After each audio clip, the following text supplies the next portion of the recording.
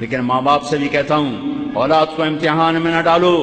ان پہ ایسی سختی مت کرو کہ وہ باغی ہو جائیں،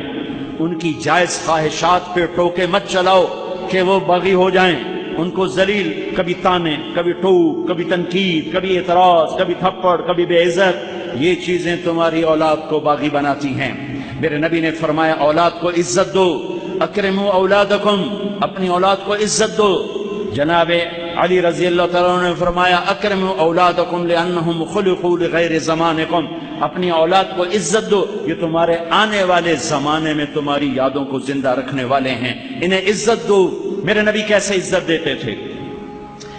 حضرت فاطمہ رضی اللہ تعالیٰ عنہ آپ کے جگر کا ٹکڑا، آپ کی آنکھوں کی ٹھنڈک، حسن حسین میری آنکھوں کی ٹھنڈک، میرے جنت کے پھول، جنت کے سردار، میرے حسن حسین جن کے لیے گھٹنے اور بازو ٹیک کر کمر پہ بٹھا کے کمر میں چکر لگا رہے ہیں، اور ان کو دیکھ کر کہہ رہے ہیں تمہارا اونٹ کیسا ہے؟ پھر دونوں بھائیوں کو اتار کے زینب کو کمر پہ بٹھا رہے ہیں اور اکیلی کو کمرے میں چکر دلا رہے ہیں۔ یہ ان کی ماں ہے، ان شہزادوں کی ماں ہے، میرے نبی کے جگر کا ٹکڑا ہیں، اور علی کی زوجہ ہیں جو میرے نبی نے کہا علی تجھے بشارت و جنت میں تیرا گھر میرے گھر کے سامنے ہوگا۔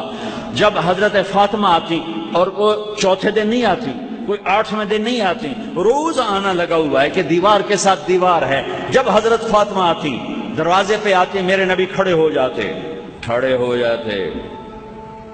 کوئی ماں باپ کھڑے ہوتے ہیں اولاد کے لیے، میرے نبی کھڑے ہو جاتے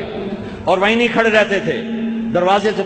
کی طرف پہل فرماتے تھے، آگے بڑھتے تھے، وہ حضرت فاطمہ کا ہاتھ پکڑتے تھے اور یہاں بوسہ لیتے تھے، بوسہ، پھر ان کا ہاتھ پکڑ کے اپنی بیٹی کو چارپائی پر پہلے بٹھاتے تھے، اس کے بعد خود بیٹھتے تھے۔ یہ ہے میرے نبی کی عزت اولاد کے لیے۔ 99% ماں باپ اولاد کو اپنی پراپرٹی سمجھ کے رگڑ دیتے ہیں، پھر وہاں سے بغاوت واپس آتی ہے۔